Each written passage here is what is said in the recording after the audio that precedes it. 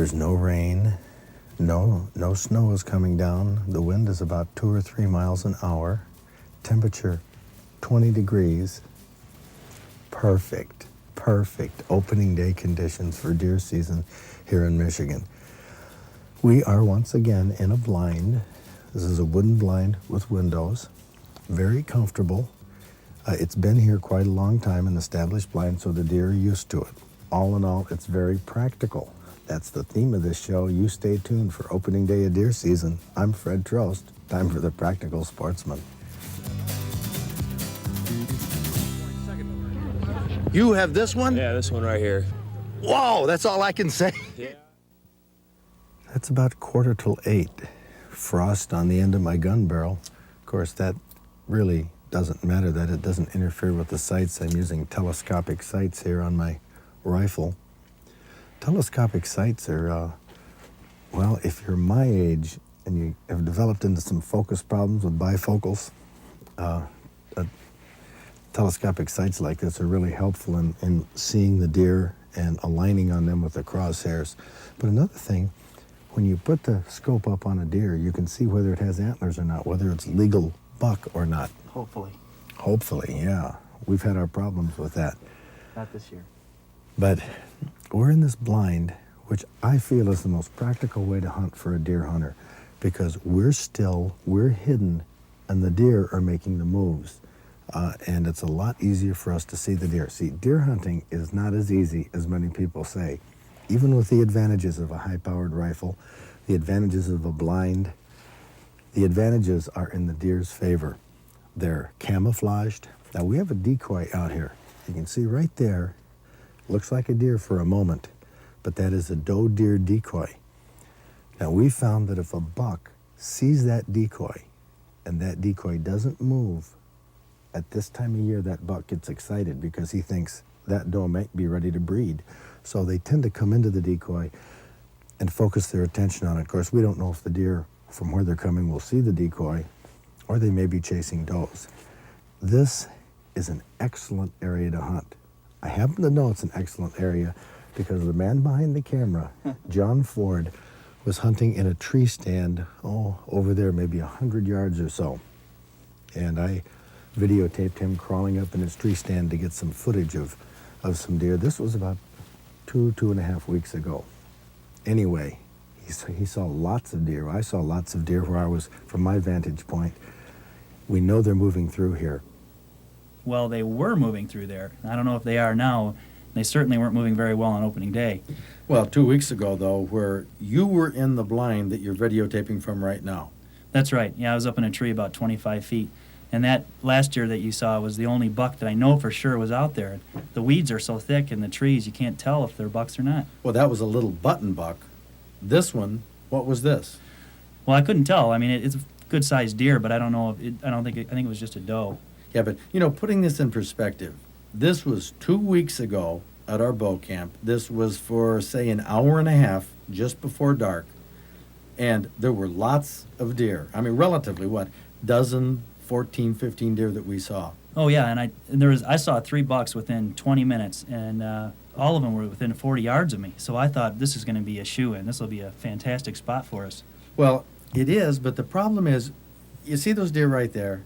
You can't see the deer right there. you know that they're there. You know that they're deer. You can't see what they are, and you can't really get a clear shot. That's the problem with all this undergrowth in this area. Yeah, now the one at the very back here looks like that might be a buck, the way it was with its nose down and to the ground. But coming in right there. Yeah, right there at the top of the screen, yep. But I couldn't tell. I couldn't see the antlers. Well, this is where clearing shooting lanes and visibility lanes so you can see the deer are extremely important. But, the exciting thing is you videotape this footage from 100 yards or so from where our blind is that we're sitting now on opening right, day? the circle is right there. That's about 150 yards from my tree stand. And the decoy was right in front of these trees here, so it was pretty close. It was close, and we were in the spot. This is where he was watching, right here. And they were filtering back and forth through here. That's why it's exciting right now on opening morning of gun season to be in this spot. But John not only saw a lot of deer back there, did I tell you about his 4-point buck? Oh, I don't think I have to tell you. He'll tell you all about it. 1, 2, 3, 4, and a question mark. We don't know for sure.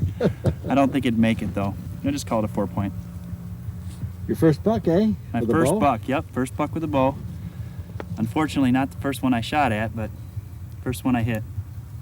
It was pretty exciting. What happened to the other ones? Well, the other one of them I didn't have the bow in my hand, and the other one I shot at, but matter of fact, I just shot at that one about half an hour before this one, and it glanced right off a stick, and so luckily this one came over about another half hour later, and I got him. That sets the stage. That's why we're here. Once again, comfortable. The temperature is right. We don't have wind. We don't have rain. I don't have a broken leg. A little bit of a cold, but hey, I can live through that. Now, my son Zach is in a blind, down here about 100 yards. I don't know if you can see that tree that's broken over there. Yeah, he's I can right. see it. He's right at the base of that tree, leaning up against the tree with one of those little Lucky's tents wrapped around him. So he's checking at that area, and we'll be here reporting on and off all day, hopefully with some exciting footage and good news. So I'm going to quiet down now, see if we can't spot some deer. Now, this is the blind we're hunting from. It's a modest structure, inexpensive to build, tar paper and old weather-beaten wood. Now, the key is the wide, narrow window opening in front that lets you move your rifle in a wide radius without moving your body inside. Now, the small side openings are more practical for spotting deer as they move by, but the front opening is where you're most likely to rest your gun to shoot. That's why you set your blind where you do, facing the prevailing westerly wind. Now, we took an early breakfast break at 11 a.m. When we got back, you can see that I unslung my rifle, opened the bolt, and set it into the blind through the window. Now, always unload or open the action when you're handling a gun like this. The reason that I'm putting my gear in the blind through the window, well, it's not only for safety, but it's the only practical way to do it.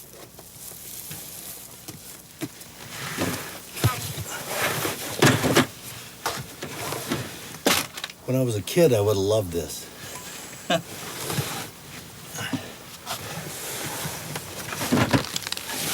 If I was going to make one improvement, I'd make that door a little bigger. But I'll tell you, the advantage that has is, from a deer walking out there, it can't see anything back here because this is all dark. So it really helps keep you hidden inside the blind, better than one that is open in the back. Another major factor is what's growing around your blind. Can you see the deer? Do you have a clear shot?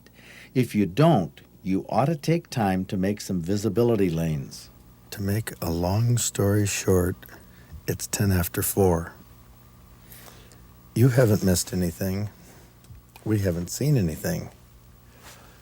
That's the way it goes deer hunting. But it wasn't anywhere close to being a wasted day. John, you and I had a good time in here. Yes, we did. We had lots of laughs, goofing around, watching for deer all the time, but they just weren't coming through this area. But we know John was here hunting in a tree stand that we could see from here just 2-3 weeks ago, and this place was swarming with deer on one afternoon. It still could happen in the last hour before sunset. So that's what we're waiting for. We're going to be real quiet here after I stop talking, focusing on every little movement in the brush. You know, to increase our chances, we should have come here and knocked down some visibility lanes. There could be deer walking, 75 yards, even 50 yards away that we don't see. A few visibility lanes cut through there would have made a world of difference. Now, just because we didn't see any deer all day, now that didn't mean that the deer weren't there. I'm not kidding. 20 seconds after you just shut the camera off, there was a deer moving in the grass. I could just see the shadow. It looked like a doe, and it should be coming across us this way. If we would have tromped down that grass over there, we could have seen it. But the problem we have is limited visibility. Even though only an hour was left on opening day, John Ford decided to leave the blind and tromp down that grass that was taller than the deer. There was a well-used runway through this thicket. John used his hands and even rolled his body over the grass. Now, would his scent scare the deer? We decided to take that chance. That's no easy trick. Yeah, you can see through there.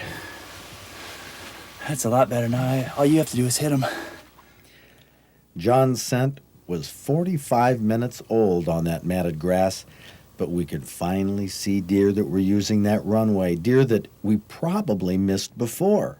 They could also see the decoy. It's probably looking at the decoy. So I think you can make a move. Can you see him out there? Oh, yes. Yep.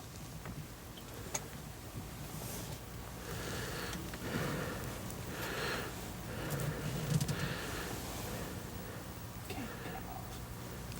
Yeah, you can move. I need to put my arm on yours. Okay.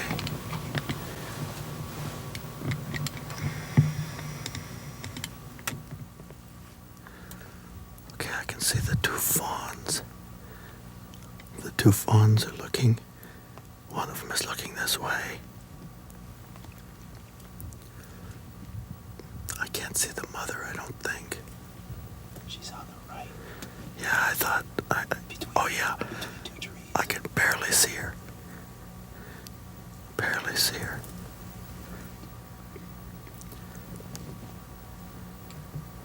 Okay, there, all three of them are together. Yep.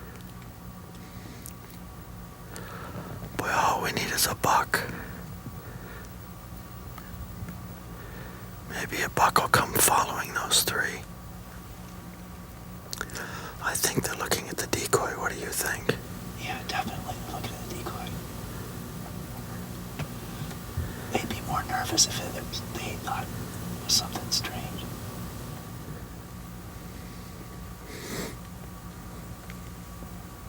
It's probably too dark in here right now for them to see us. Hell. There were 4 deer, but I don't know where the 4th one went. That's the trouble with thick grass or small saplings.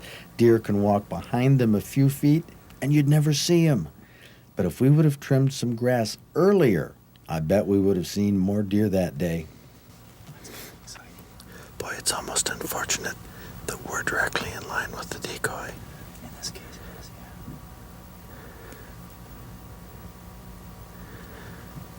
yeah. Okay, it looks like they're looking over where they came from. Maybe some more deer will be coming out. What time is it? It's 10 after 5. 10 after 5, we got snow coming down. The wind is blowing towards us, perfect conditions. Those deer are probably only, about 7 yards away? No, those deer are 50 yards away. I mean, it's perfect, except they're not bucks. Can I move at him again? Yeah, you can move at them. Now they're all looking over to where they came from, down the trail. Now they're looking this way, but maybe something will be coming up from behind.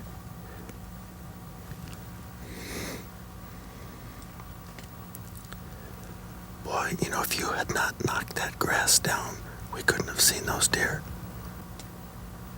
I'll bet you they've been moving there all day. You know, that is right where you rolled in the grass. I know. And you did that probably, half hour ago? Yeah, 45 minutes ago. And those deer aren't bothered at all by that. I'll tell you what, if that decoy wasn't there, those deer would have been long gone. 2 things kept those deer in front of us. The grass that John matted down gave the deer a look at the decoy, which captured their attention. Now, we could have cleared visibility lanes earlier, and I wish we would have, but we didn't. But opening day in the Tawas area still had an exciting ending. It's a new day. This is the second day of the deer season. Now, I read the newspaper reports that said the first day was very slow. I don't have an explanation for that. I don't know who does. The conditions were ideal. I really don't buy the fact that hunters stayed home because it was too cold. I don't think so. Now, yesterday should have been an ideal day, but for some reason throughout the state, people weren't seeing as many deer as they expected or as they'd had in the past. We'll get onto that issue later. But right now we're in southern Michigan. We're in Washtenaw County. It's the second day of the season. In the afternoon, overcast sky, very little breeze at all, but it's blowing towards us. Now we have a decoy sitting out here. That decoy works like a charm if a deer sees it. Does and fawns are curious, they stop. Bucks come right towards it. So we've set the decoy down here. Now the reason it's set there is this is a lot of lowland. There's standing water all along here. And we've been told that the deer travel back and forth across here.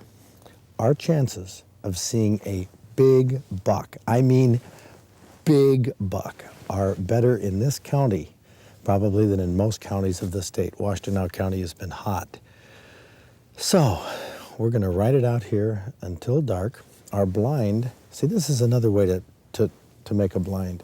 Stack up limbs, leaves, put them in a circle around you, and that gives you protection. Maybe not from the rain, you have to wear a hat, but it does give you protection from moving at ground level. If you move your feet, if you move your hands, if I reach for my gun, bring it like this, as long as I keep it low, the deer wouldn't be able to see it. Now, once I get above the level of the blind, the deer might be able to see me, but you make your moves when you think the deer isn't watching. Also, good idea to have some trees in your blind, near your blind. You can rest the gun up against the tree and get a very steady shot. So, that's the situation. Southern Michigan buck hunting. We're going for big bucks. Will we get one today? Who knows? Who cares? We're deer hunting. That's what it's all about. Once again, we hunted but saw no deer in Washtenaw County. But they were there all right. They were either in the cornfields or on the buck pole. Now, the traffic is quite busy here in Dexter, Michigan, down in Washtenaw County. I'm here with Ray Krosky. Ray has Mill Creek Sports Center. Yes, sir. Your second year with the buck pole. Yes, sir, that is correct. Buck poles are always up north things. Well, us guys down south, we kind of need a little attention down here, I guess. A little attention. Let's take a look over here. You can see this buck pole. We'll move right on in here, Ray, and see the kind of bucks that you have hanging up. Looks like a lot of enthusiastic hunters. Now, yesterday was opening day. Yes, that's How many correct. bucks did you have up then? Well, by the end of the day, we had about 25 bucks on the pole. Were they as big as they were last year? I would think so. They grow some pretty big deer around this area, so they all looked about the same up there. You have any pull here? Can we get through the crowd? We'll see if we can get through the crowd to the middle of the bucks. Okay, look at these bucks. Whoa. You were the guys that got all these? Yeah, sure. Look at these. Holy. What is that one? A 1, 2, 3, 4, 5, 6, 7, 8, 9. That was about a 12 or 13, 14 point. That's one of the big bucks on the pole, no question about it. Wow. Go down the row here, and the size of the beams on these bucks are something else. Look at this. All the way down. I mean, I don't see a spike horn. Do people not dare to bring spike horns here, or what? I'll tell you what, this is how we grow our spike horns right there. That one spike on the left there is kind of unique if you look at that one. This one? Yes, sir. Right here. Okay, yeah, that does have a spike and almost a third antler coming out there. Man, those are bruisers. Do you run a buck contest here? Just have a Yes, we do. Well, we have a contest for the store, and then we have a contest for each night of the buck pole, too. This is something else. Let me talk to some of the people. Young lady, where's your buck? I don't have one. You don't have one, Isn't that sad? isn't it? Or are you a hunter? No, I'm just an observer. I'll go out there, but I won't shoot anything. Okay. Are you here with your husband, boyfriend? Fiance? Fiance. Okay, now, this guy I can tell is a hunter, right? Right. You have one up here? No, Anybody here have a buck on the pole? I got one. You do? Which one? 12 points, second one on from the end down here. Okay, let's take a look at that. And also, you come over here too. The 12 point, second. You have this one? Yeah, this one right here. Whoa, that's all I can say. Yeah, that's what I was saying too. Have you ever got a buck anywhere close to that? Nope, nothing, never close to that.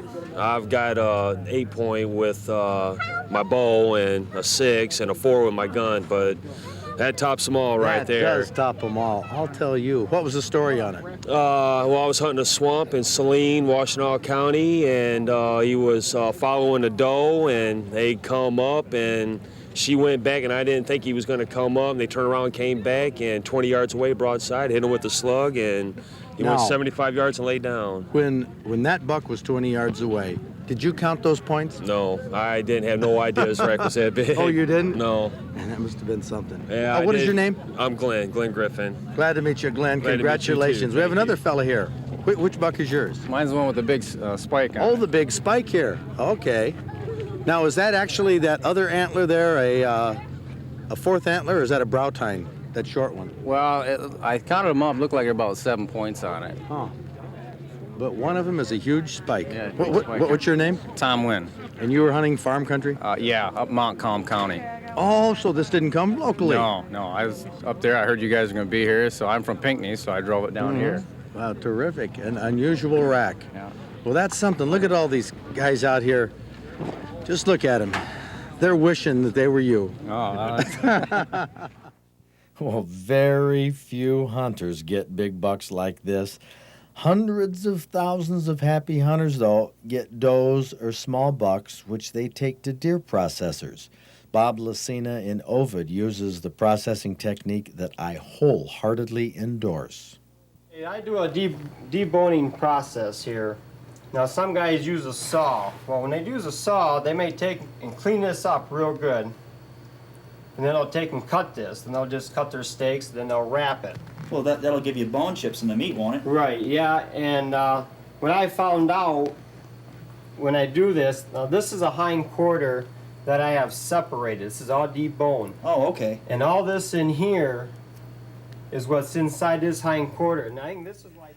Most deer processors work fast at this time of year and unfortunately cut this meat up the way you see it. Fat, connective tissue, and bones all go with the meat. But Bob Lacina trims off the fat, removes the ligaments and tendons, takes the time to reduce venison to pure meat, minimal cholesterol, cuts it into serving-sized chops with no impurities. And I got a torch right here I'll use. And it doesn't hurt the meat at all. If I find a piece that has a hair on it, I can light that. I can just hit over it, and it's gone. Oh, that's how you get And them that's out. how I get most of my hair off right there. And once this is done, this is grind. We have the bags right here. It's a wild game bag. And this is probably old 2 pounds, 3 pound bag. Venison burger made from trimmed meat is the most phenomenal burger in the world. But trimmed meat doesn't have the bulk, the waste, the tallow, the bones. You can expect only 30 to 35 pounds of boned meat from a 125-pound deer. And here's some of the packages. There's the hamburger. Here's the loin. So these are in about 2 pound packages. Yeah, and there's your steaks. Probably for 4 people. Some of them want them packaged for 2. And we have roast. Some people don't want roast, but everything is labeled just like that. Different processors have different methods, but my choice is boning the deer the way Bob Lacina does it in Ovid. I think boning deer meat is well worth the time because I want tasty venison. Now that big buck, well, heck, that's a dream. A few lucky hunters get them during the season, and that's what we'll look at on Big Buck Night. Now, how are we going to pick the racks that are going to be on Big Buck Night? Well, we have a real simple system, not the complicated Boone and Crockett. We go points plus maximum outside spread. We're looking for the biggest racks in all the different point categories, the biggest 6 point, biggest 7 point, biggest 8 point, and boy, you know, if you had not knocked that grass down, we couldn't have seen those deer.